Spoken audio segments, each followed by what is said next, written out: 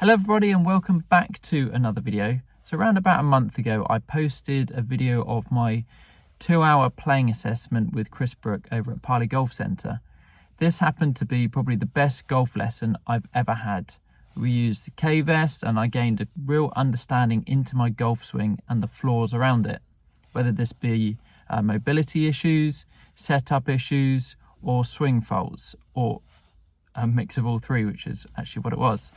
But this video has actually done a lot better than I thought it would. It was over an hour long and people seem to really like it. People like a journey like I do. You like to see the journey from trying to improve yourself, whether that be physically, mentally, or in this aspect with the golf swing. Anyway, if you're interested to see this, I will put a link in the top right hand of the video and in the description. But I'm back here for my second lesson with him. My golf swing and my ball striking has been much improved since that lesson. I have been putting a lot of work into my swing and on the areas that were mentioned in the initial lesson, which I've also done a video on, because once you've had a lesson, it does take a lot of time and practice to drill in certain movements and to try and get rid of those bad habits. But yes, today I am back for my second lesson. I'm just trying to figure out what I really want to do in the lesson. I want to definitely have a checkup to make sure that I have incorporated as many of the changes as possible. So I want to make sure that I'm definitely moving in the right direction, which definitely feels like it from my ball striking. And then I'm sort of open to go in any direction that he feels we should move into. So it's going to be not really anything planned too much in this, but I thought I'd bring you on along for the ride to see how much I've progressed and yeah, to take you on this journey with me. So without further ado, I will see you in the studio in a second. Oh, and just one more thing. Most of you that watch my videos are not subscribed. So I would be deeply grateful if you would hit the subscribe button down below under the video. So if you click on the bell as well, that will notify you of any new videos that I upload. I am on the road to try and get to 10,000 subscribers by the end of the year, which I know is a lot, but I do need your help, so I do think it's possible. Anyway, thank you very much, and I will see you in the studio in a second. So yeah, I've been filming it, and front good? On, it looks better. I just have to be so conscious, because one thing that I tend to do subconsciously is go really quick, taking it back. And then that's when it just gets swipey, and rather than just consciously getting to the top, loading, feeling like I'm really turning. Yeah. And then, yeah. So would you say you know your tempo? Do you own a tempo, like probably 27.3? No, I haven't got a clue. I haven't got a clue in terms of like statistically like that. Okay. I haven't got any idea. All I know is that when I'm not careful, when I play my worst, my tempo gets really quick coming back. Yeah, But you don't have like a no. template to work off of. No. Have you ever kind of explored that at all? No, I haven't actually. But that'd be interesting to do that. Yeah, because one of the things I think that really stands out the most, Billy Hallshaw in particular really demonstrated it when he won at Wentworth, was the fact that, you know, that if it's like a 27.3 rhythm, 1, 2, 3, 1, 2, 3, they'll actually walk down the fairway, 1, 2, 3, 1, 2. They'll do their process, 1, 2, 3, 1, 2, but they'll be absolutely so tuned into that routine. So basically, they never leave that tempo. They walk it, they process it, they do everything at that tempo. So they're just in it all the time. Yeah. I never heard that. Yeah, it's a big thing. I was in Arizona last week working with Keith Nolan, and we were really working on his walking speed, because his tendency is that he accelerates to the ball too quick in his pace, and what he finds then is that he'll accelerate, then he'll slow down, and accelerate and slow down, whereas when Rory glides, if you watch his walk, he's got like a little bounce. That's it. Yeah. Well, he's worked on that, believe it or not. Okay. He's worked a lot really at trying to get that tempo of walk and that rhythm. He's almost like a camel when he walks, but he's really kind of got that that flow state, hitting him. Yeah, so you kind of want to find that. Yeah, well, that would be very interesting to work on something like that. Because I know that when I play my best is when everything just feels easy and it feels slower. Not like really slow, but it just feels like a nice pace. Yeah. And when I'm quick in terms of if someone's right up behind me, I hate that when I have to play really quick and then my heart rate goes up and I'm just rushing it. Yeah. But yeah, that'd be interesting to do that. I think that's the element that probably you'll find that is that, let's say if you suddenly jumped on tour, you would find that, you know, there's a similarity in the sort of conveyor belt tempo. Yeah. But some players play quick, but they have a really fluid tempo. Exactly. Yeah. That's one thing that actually I found when I'm filming. Generally my putting is my strength, but when I'm filming, I can't putt. Because I'm too worried about putting that on the green, and then thinking that if people are held up and they're watching, then they see the camera, so then I'm not taking my time reading the putt, so I'm not in a good headspace over the ball thinking I'm going to hole it, and it's probably the worst part of my game on camera, which is really weird. Well, it makes sense though, doesn't it? Yeah. Very interesting. Very interesting. What do you want me to grab? 8-iron? Have you hit any to warm up? I've hit a few, yeah. Okay, perfect. So what have you been practicing sort of with, using?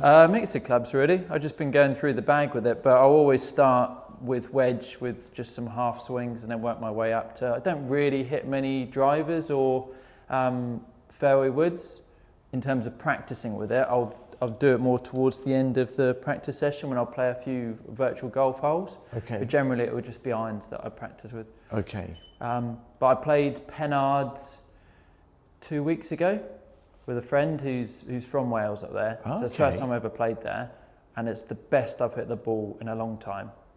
And I'd never played there, so he was just giving me lines and like really good targets to aim at. So that obviously makes a big difference if I got something really specific to aim at. And I think I shot 2 over, but that was with 2 over on a foreign course. Yeah, but it should have been a lot better than that. Really? Yeah, there was one hole where I made a triple on or double on, which was a par 3.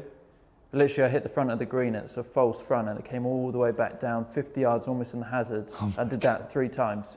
No. Yeah. Because it was so wet, it didn't bounce on, it just stopped at the front of the green and then rolled all the way back down. Bugger. And that ruined it, because I was 1 under up until that point. Gee with chances. Like, could have been, or should have been 3 under at that point. And are you, dare I say, are you scared of going low? Sounds a weird question, but if you I wasn't even thinking about my score at that point, really. So you knew you were playing well, but you didn't know your score? I knew roughly what I was on, but I wasn't really thinking about it. I was just enjoying it. Okay. But yeah, I mean, if I was like going really low, there would be some sort of something there. Okay. But I mean, 3 or 4 under would be okay. You're not scared of shooting 7 under? I don't know. Maybe if it was coming down to the last few holes, I'd be a bit scared that I was going to block it out of bounds or something. I don't know. Yeah, because there's a lot of people actually that are scared of shooting low, because after they've shot a low score, they don't know where to take their game. Yeah. Because it's now I've got to keep doing it, so it's almost like sabotage. But anyway, that's something else. So you got an 8-iron? I've got 8-iron. Yeah. Great. Okay. So am I going on the? Yeah, great. If you could just stand on that for a second, just so that it can take your measurements. Okay. Okay, so it's just going to do that. Got it. Okay. Great. Okay.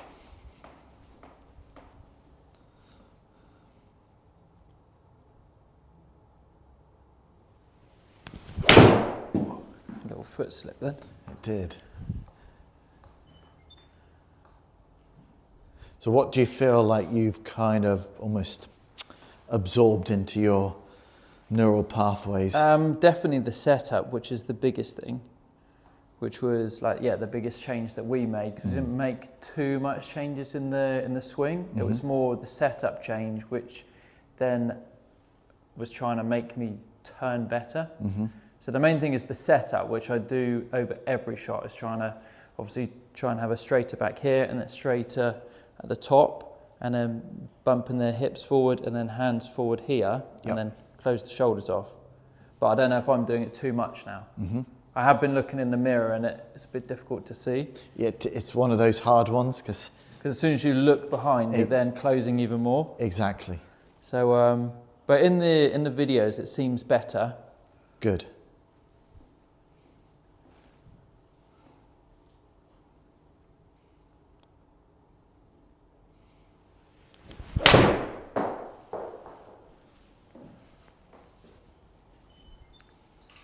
So when I put you on the vest and the data looks good and, you know, almost like, where do you feel you want to then make the upgrade?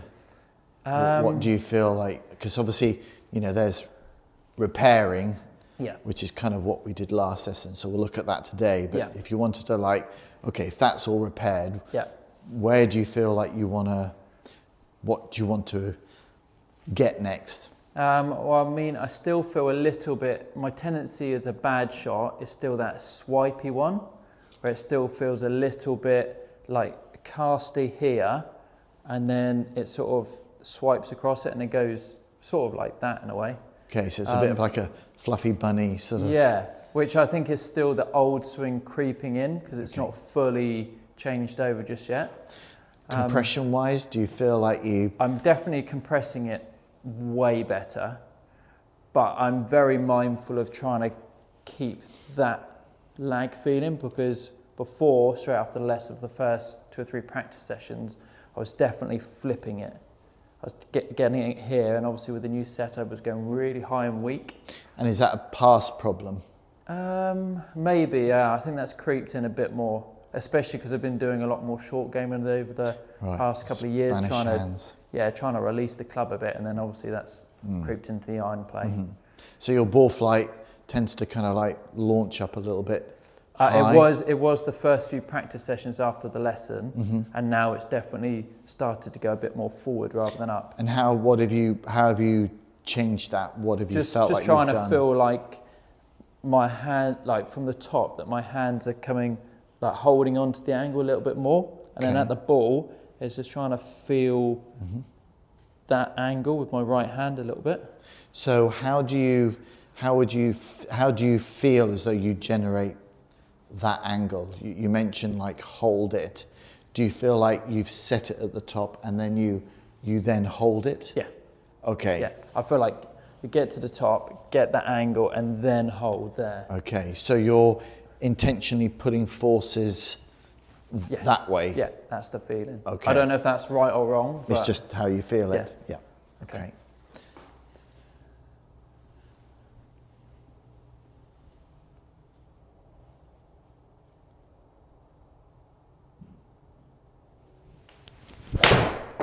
That felt better.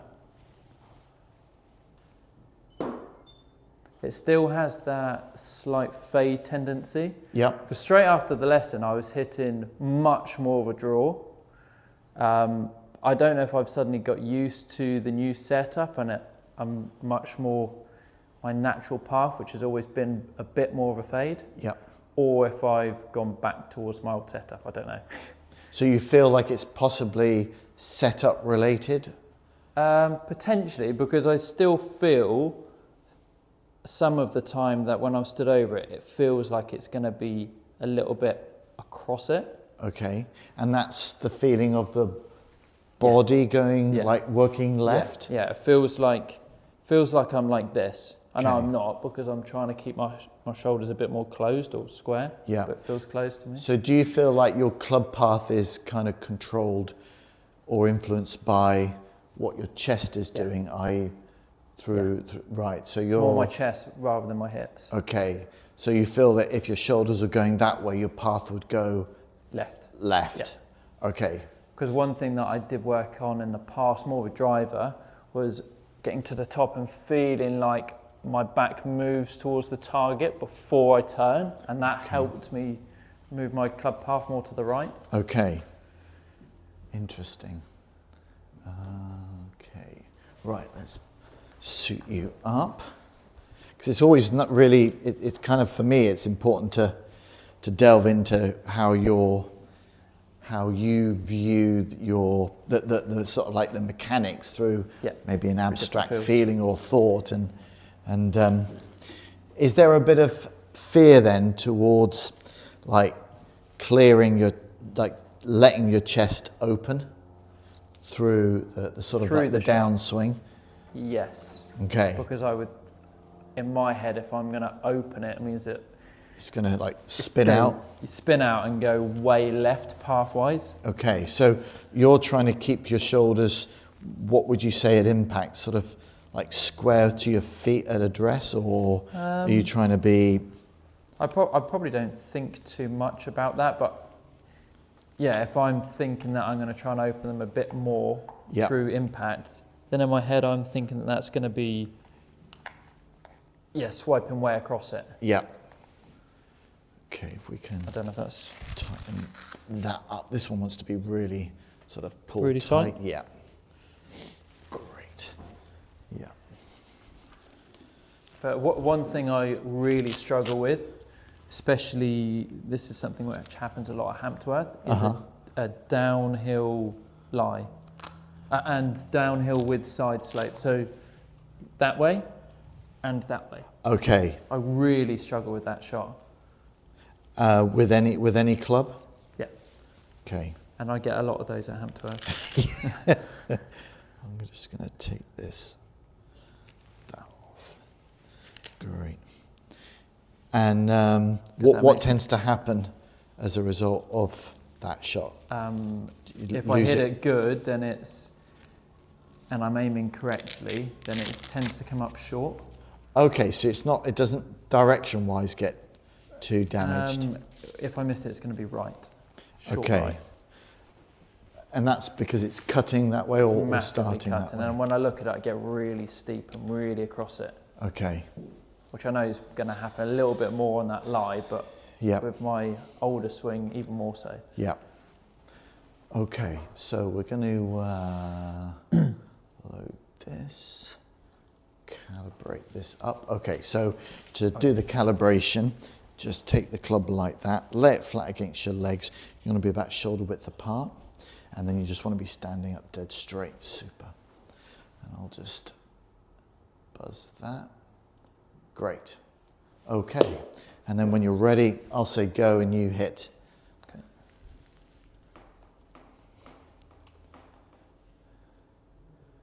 Okay, ready? Yep. Okay, good to go. Oh. Did something just fling? That's fine. It's a good way to start. Probably got a little bit wedged in there. It's amazing. Just put some little. It's amazing how the body just, especially in golf, it's like the body just reacts so badly to. Yeah, it happens a lot. Okay. Thankfully, I missed the camera. Yeah. Okay, good to go.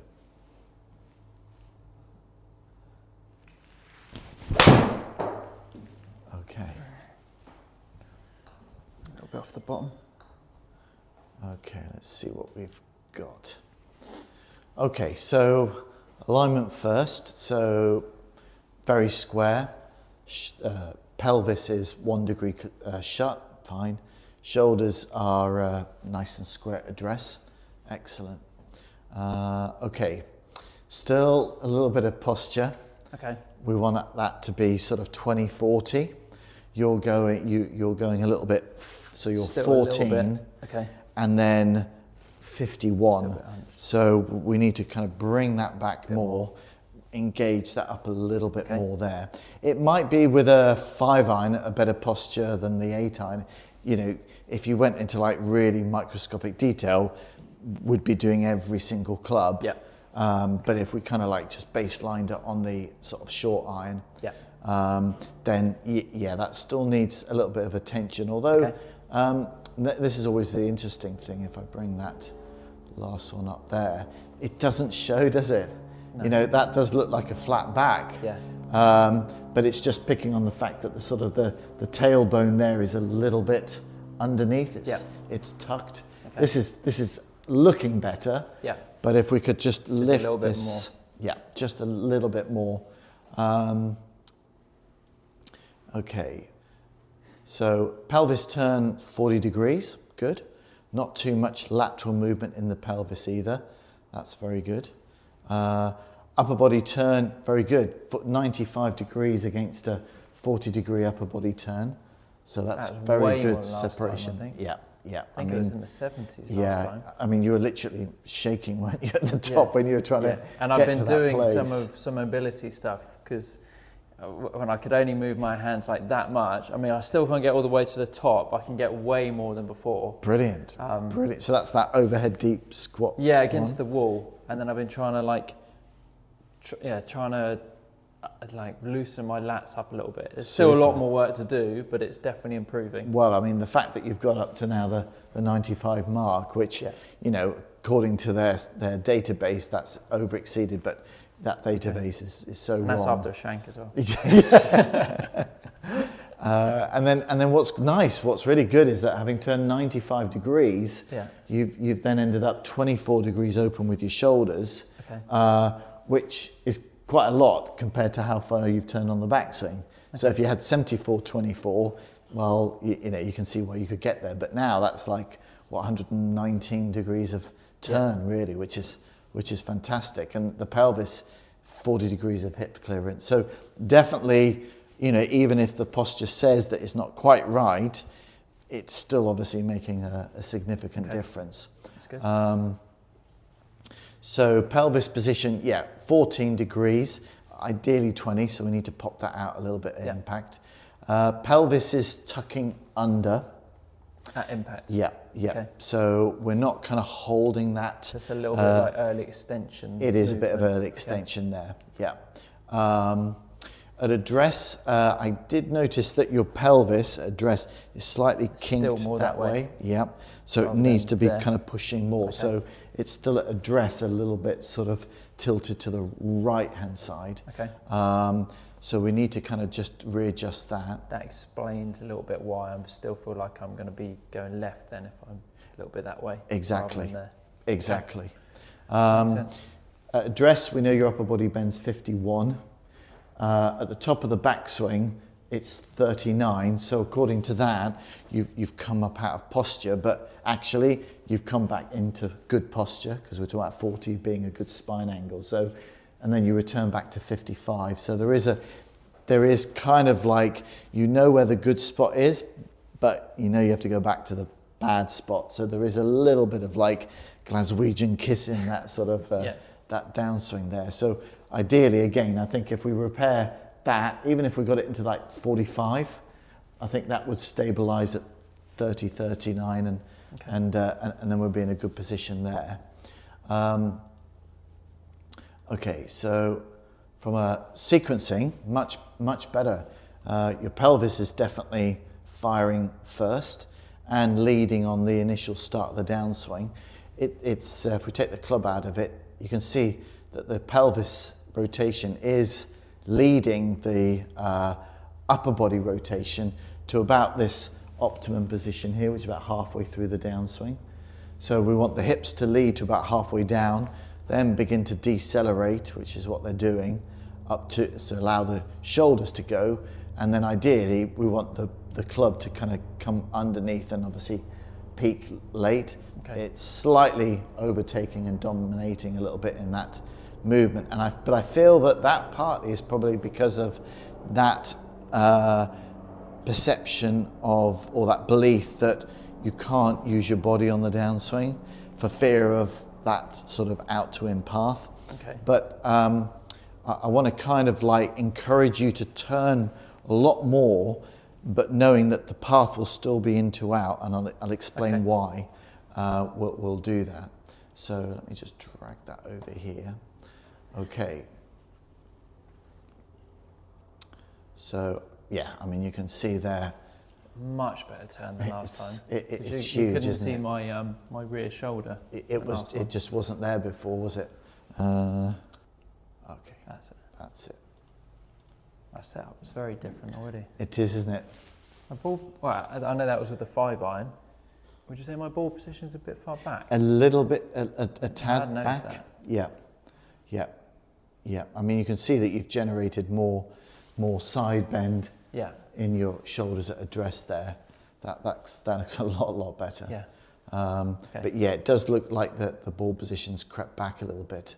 You can see even there's a bit more shape here compared to where you were. It's good to see that the hard work's starting to make a bit of a difference. Definitely. I mean, sort of looking here, just take that back to left arm parallel. You can see that it just doesn't. I mean, that's quite incredible, really, isn't it? Yeah. I mean, the way the head is tilted before, it just wasn't turning, was it? No. No. And I'm not making any conscious difference with my head. Super.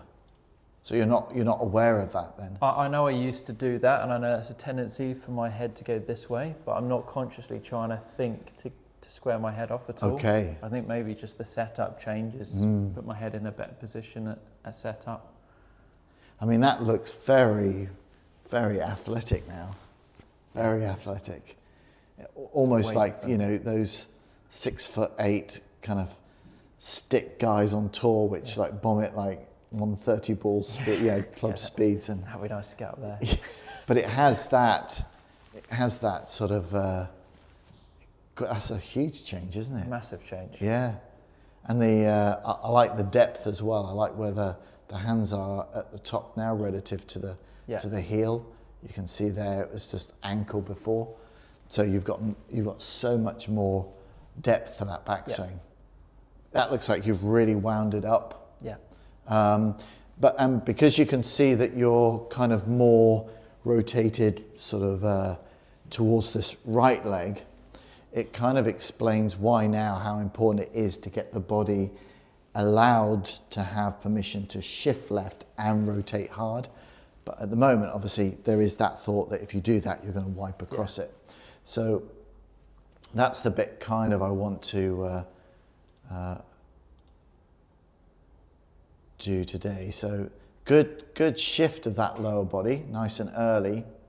But then it's like here, it's like you look to be like trying to stop moving. You look like you're kind of like, don't move, hit, and then rotate rather than just throwing yourself at it. Okay. But obviously there is that fear of it sort of being a left That was path. my shank as well. That was the shank.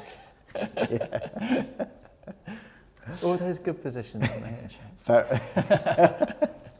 Okay, so if we touch on quickly with the posture again and that side bend address, so if you want to.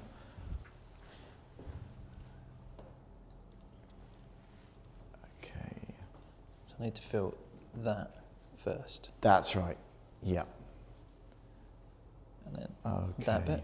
So feel a little bit more with your pelvis back. So that's it. Cool. So we're looking at 20. We're trying to get this number here to 20. Oh, okay. Right. And then your upper body bend, 40, 45. Happy with that? Upper body bend. Yep. So, right there. Yep. So we need that to be, you were like 50, 55. So anywhere about 40 there and 20. So usually 20, 40 would be good. I'm just trying to pinpoint where I'm feeling that, just so I know. And is it on your... It's my hamstrings. Hamstrings. Hamstrings and lower back. Yeah. Which are linked, Absolutely. So this area here is... Yeah, that's good. And you can now see the sort of contour of your sort of backside now engaging. So you want to really keep all these kind of muscles either side of the spine sort of really active. Okay. That's really, really good. Okay, so here that's kind of like the main bulk of and then a little bit more the side bend. What does the side bend need to be? Ideally level or Okay. 1, 2, 3. So about there. Obviously you were -4, so we can get I rid was of... like there. That's right. Okay. That's right.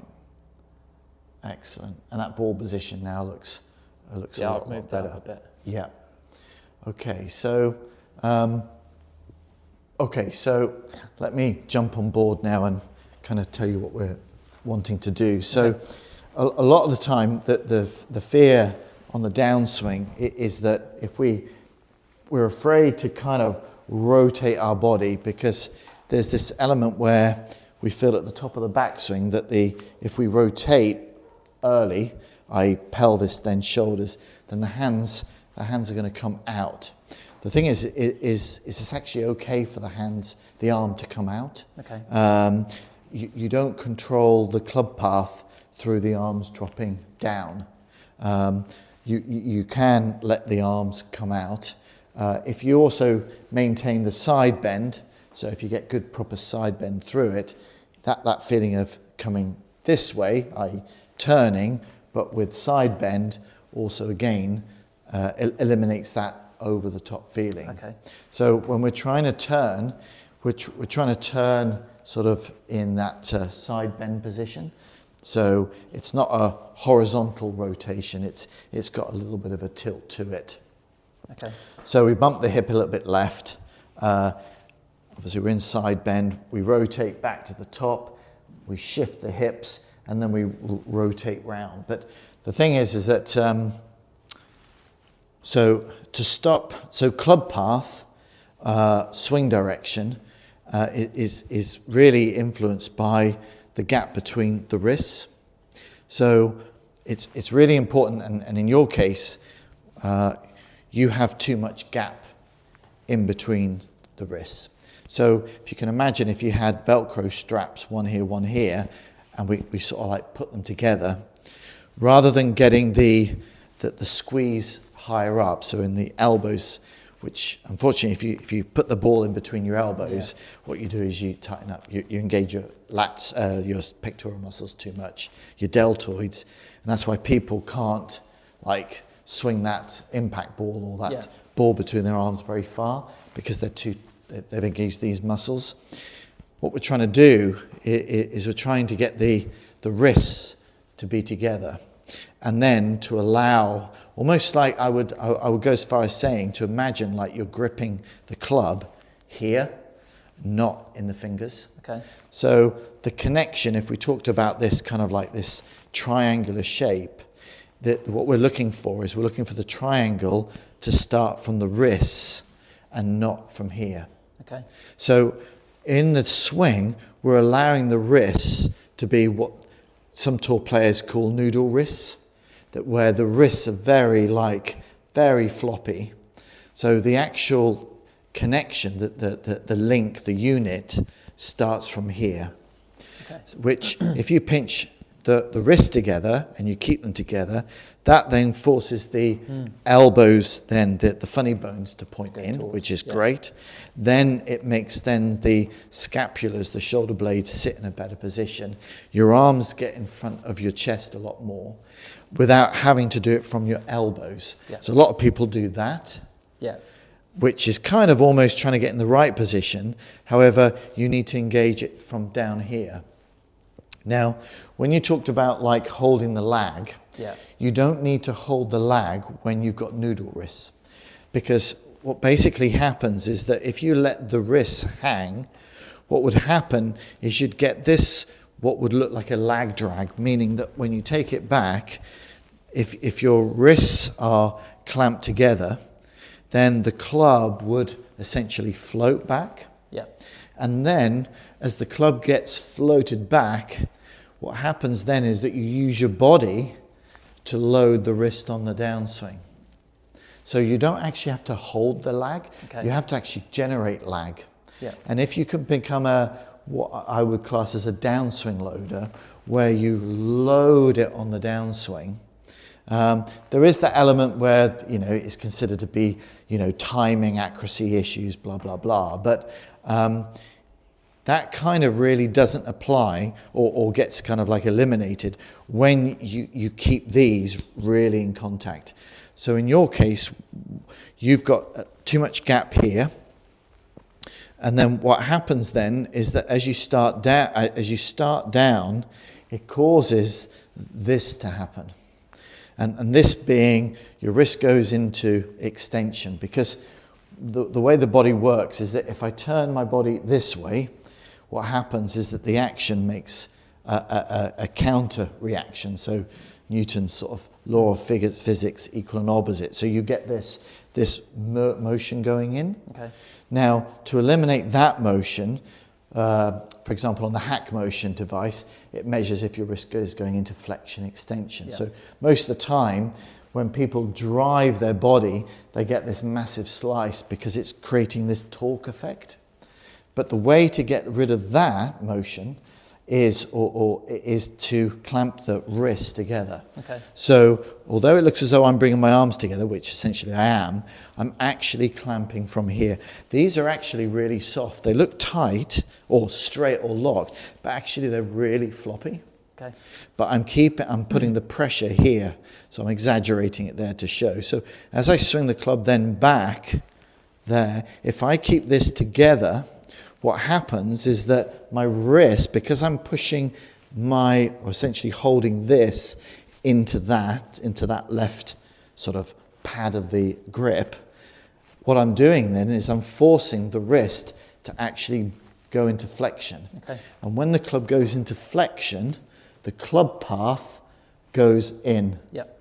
So you can actually rotate as hard as you want, and if you're floating the wrist and you're keeping the wrist together, the club will go now in the opposite direction to my turn. So I'm going now, turning this way, which is what?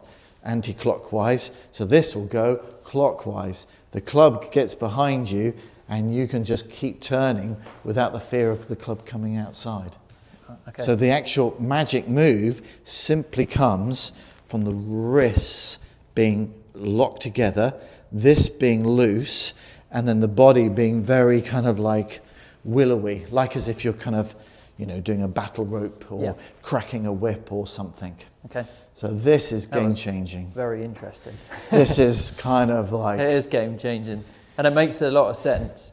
Obviously, the way I've swung the club is that it seems like everything's too connected. Yes. Whereas, like, if I'm going to swing left and the club's going that way. Yes. What you've just explained is the disconnection of, like, it is. This is actually a disconnect, so it's going to do the opposite. And you need to actually get the club to come down on the inside. Yeah.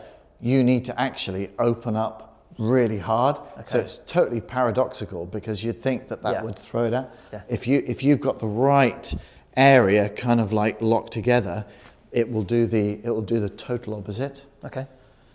So interesting.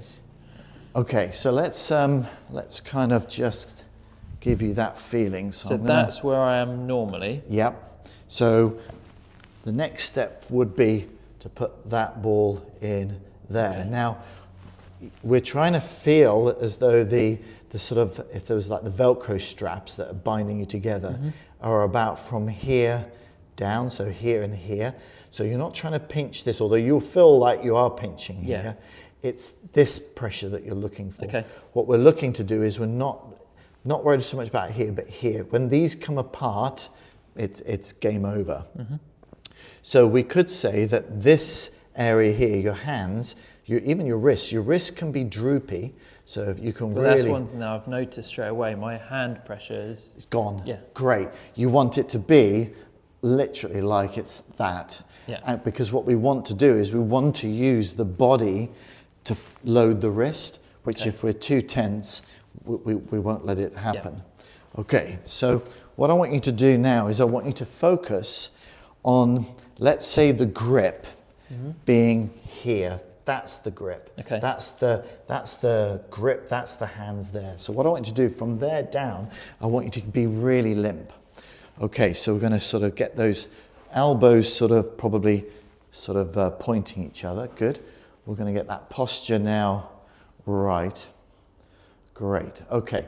And now what I want you to do is I want you to begin to kind of keep from here down loose as anything. Yep.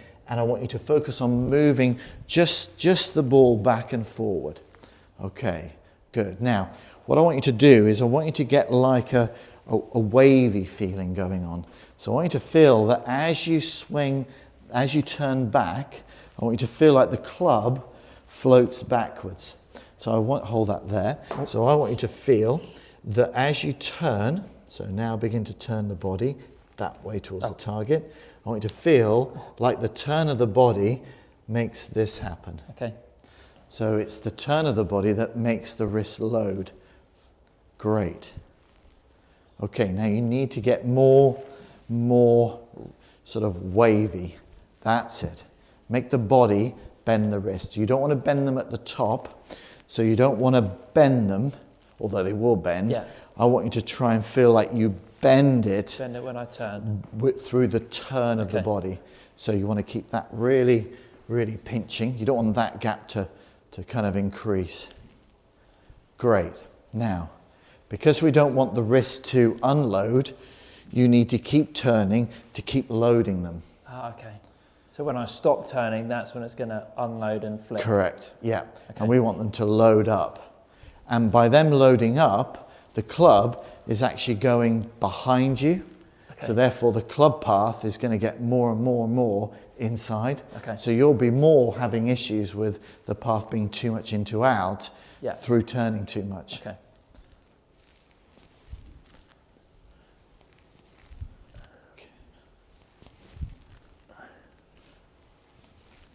Okay, now if you go back up again. I don't know if I'm fully getting it.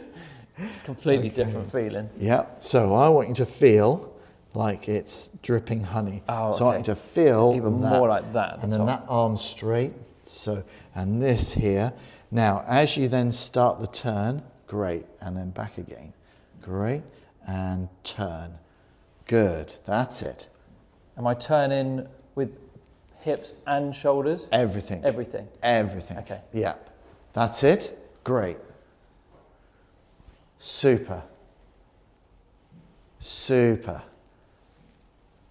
That's it. I'm trying to maximise it. And again. Great, let me show you that.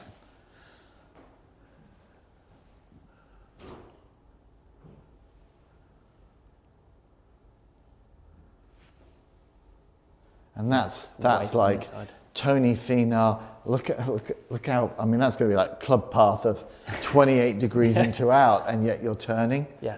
Because it's the turn that's making, and then it's like a slingshot. So a lot of these guys that great baseball throwers, that arm is going back as the body's going forward. Yep.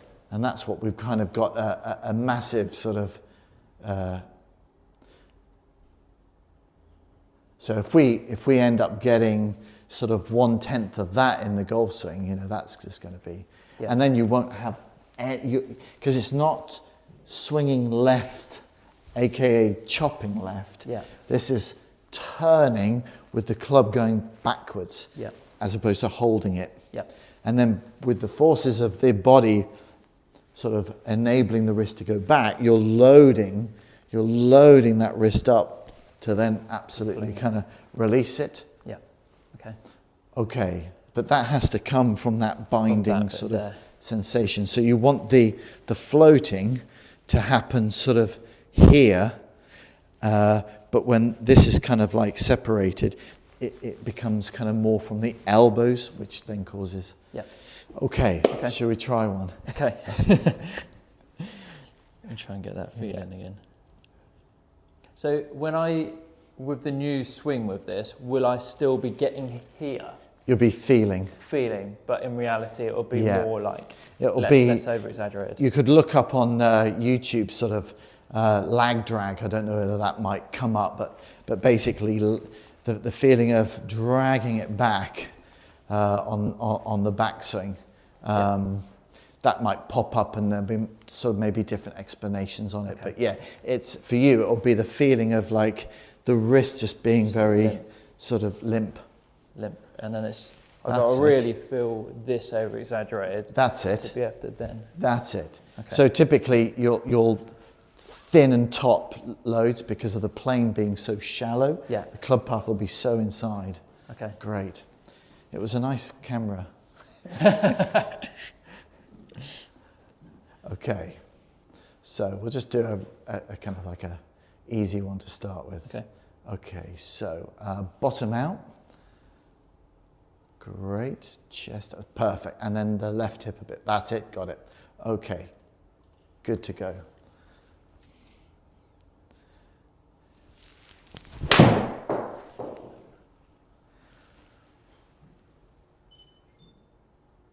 Okay. Wow. And Exciting. actually, I felt like I wasn't even gripping the club. Wow. Oh, I only did like a am- half swing. How far into out was that for? That was, Okay. so that was 4 in, 2 out with, but look at your sequencing. I mean, wow. That is game changing. Look how the pelvis leads. Yeah.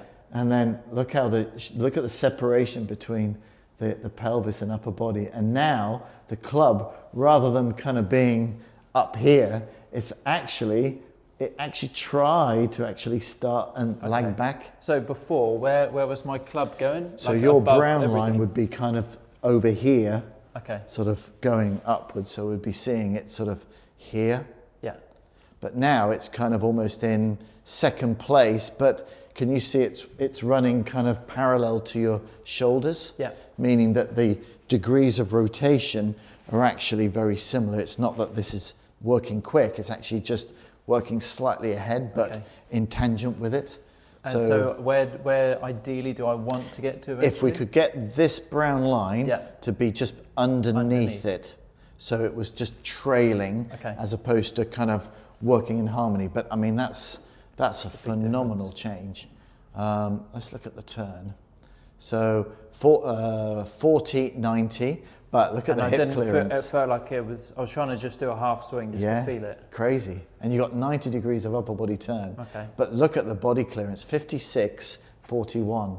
So this is the guy who was like afraid of opening up for fear of it going left. Yeah. And yet your club path was 4, which is too much.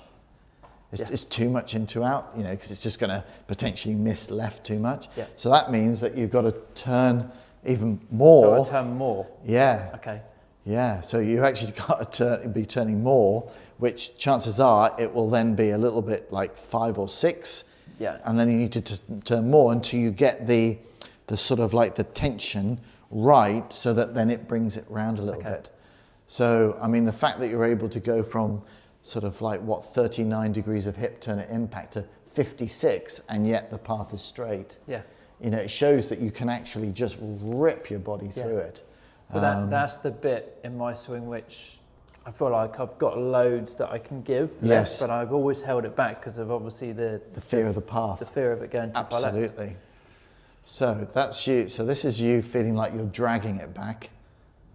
But in fact, all you're doing is you're just making it work as a really nice unit there. Look at the width. And then what's really nice is just as you're about to finish the backswing, this is you doing a half backswing. Yeah. Okay, look at the lower body going. So the lower body is now really starting to press. Look at the body rotating. And you're not actually holding the lag, you're actually trying to increase it. Yeah. Look at the shaft lean now. That's crazy, because I literally was barely gripping the club. Like I literally think I had my thumbs off and I was like this. Yeah, it's just to try and you have can it in put the wrists. you can be crushing this as hard as you want, and this just loose. Yeah. That's why kind of like when you look at Paul Casey, I mean, you know, he's so thick there, and this is just almost like one of those gyros. This is so like flimsy, but that's how you get that lag. I mean, look at that clearance there. I mean, and yet your club path is still into out because your wrists are working backwards. They're actually, I mean, look how far behind the club is. You know, it's below the right forearm. Because I've been trying to get into that position in the past from falsely getting in there like this, and I'm gripping so hard. And then you get trapped. You get stuck. You can't unleash anything into the ball. So if I play that at real speed. I mean, the amount of effort you put into that barely any effort was just nothing, was it? No. In comparison to the others. Because I wanted to feel the feelings a bit more. Yeah. Yeah, I mean, that just looks very, very easy. It's so crazy that, like, because the feeling, I felt like I was like this, but in the video, it's nothing like that at all. No. it's so remarkable that we've got that perception. Yeah. So yeah, I mean, so let's try that again. Okay. So it's really a lot of tension placed here, there. Yeah. That's it. That's why you see Bryson with a very weak left grip. Yeah. And you see he actually gets here, and then you see at the top, the lag that he creates from his change of direction is massive. He gets like really... And what's nice as well is that when you're letting your wrists actually be loose and you keep the wrists together, what happens is that the weight of the club itself and the inertia does put it into flexion. So you're not doing it from fingers with the right arm out, because when the right arm's out, so when those wrists aren't connected, you actually can't you can't put the wrist into flexion even though you're trying to, because this should be in, but it's not from the elbows, because then that tightens the pectorals. It's from the wrists. It's just from the wrists. Okay.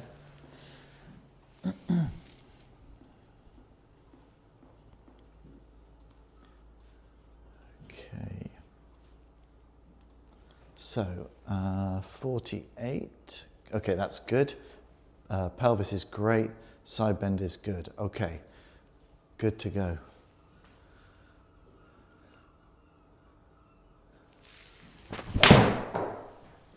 And then that's gone left, doesn't it? You'll feel like you feel like you've got so much more time in your swing. Yeah. You know, and then we'll be able to then sort of really discuss sort of tempo.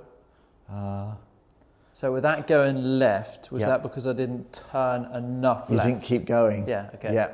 That's what I felt. Stopped a bit early, and then the that club, that's exactly what I felt. So your club path was 3. Yeah. And it's a nice feeling to think that you're actually going to stop the club flipping by turning. Yeah.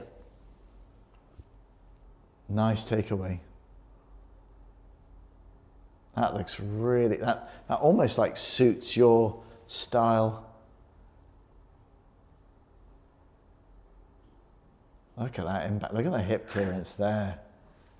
But I felt myself stop, and then I just felt the club just turn because I didn't turn. Yeah. What do we get as numbers? Do we get any numbers on that one? Motions. Yeah. Okay. And is this feeling the same with every club? Yeah. Okay. Yeah.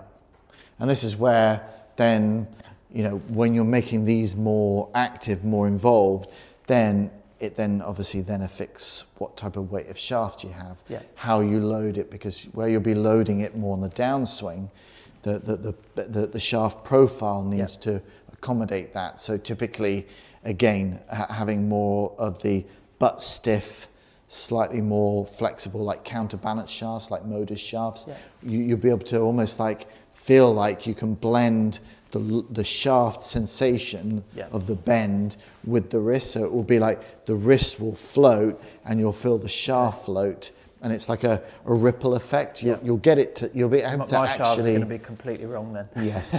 Yeah. Because mine are all from that feeling of tugging, like yanking it. Yeah, whereas this is going to be more from a snap. Yeah. So that was 96. 96.41. That was more of a full swing feeling. Yeah, but that you can see how you, as you quite rightly said, you shortened up the turn. You got 38, 15. But what do I want to be aiming for impact again? As much as you can. Okay. Yeah, I wouldn't say that there's a limit to it. But again, a very similar sort of a balance between the club moving and the shoulders. So if I'm getting more turn through, then that should be going closer, if not below it. If this is going backwards, which is what we're looking for, that would be kind of trailing more underneath that way, which is what we're looking for. Like I'm opening up more. Yeah, definitely. So much to tell you, so much to do. Well, before coming into the lesson, I was like, I feel like there's so many good improvements made. My ball striking's like completely got so much better, and I'm playing much better. It's like I don't really know what to do in the lesson. Not that I've bloody course. cured it or anything, but I don't really know what's next. But then this is how open up a whole another rabbit hole. Oh, totally. And then from this, you see, then we can work on your tempo. So Yeah. we'll discover what your rhythm is. Because I think for you'll be that guy that will be almost like Freddie Couples, like, you know, very relaxed and, Yeah. you know, you'll be that kind of guy rather than, you know, this opposite of blocky, how I have been. Yes, yeah, very tense, very wooden, which is not you. You're like the crack of the whip, as opposed to kind of the, you know, that American guy who's really, I can't think of his name now. He's really left-handed, plays glasses, and he's so whippy with his body. Well, that's kind of how I'll think of his name. Oh, well, he plays on tour. Yes. That's it. Batia. That's it. Yeah. I mean, he's so whippy, isn't he? Yeah, I mean, he that's is a how long I way. would see you actually going to maximise your Yeah. distance. Brilliant. Perfect. That Thanks very much, that Chris. was very, very good. Very was. good. Very, very good. But yeah, there's so much we can do. I mean, it's like you've already got a good foundation, but you know, it's just going to, you know, it's just all these little microscopic. Yeah. If you want to unbuckle those two. But that's clicked straight away. Oh. Yeah, and I think the nice thing is because they kind of almost, it's almost like putting components in that actually resonate with you already. You just don't know them. Yeah. So I mean, your posture was nearly right, wasn't it? So you weren't a million miles away there. Yeah, I can still feel I've got a lot of work to do there, because getting into the exact numbers, I'm still feeling it in my lower back and hamstrings a little bit, but nowhere near like I was before. I mean, to get to 96 is brilliant, isn't it? I mean, that's really encouraging. Yeah, and I still feel like there is more there as well, especially with a bit of work. Yes. But yeah, definitely. It's good to see that the changes and the hard work start to pay off.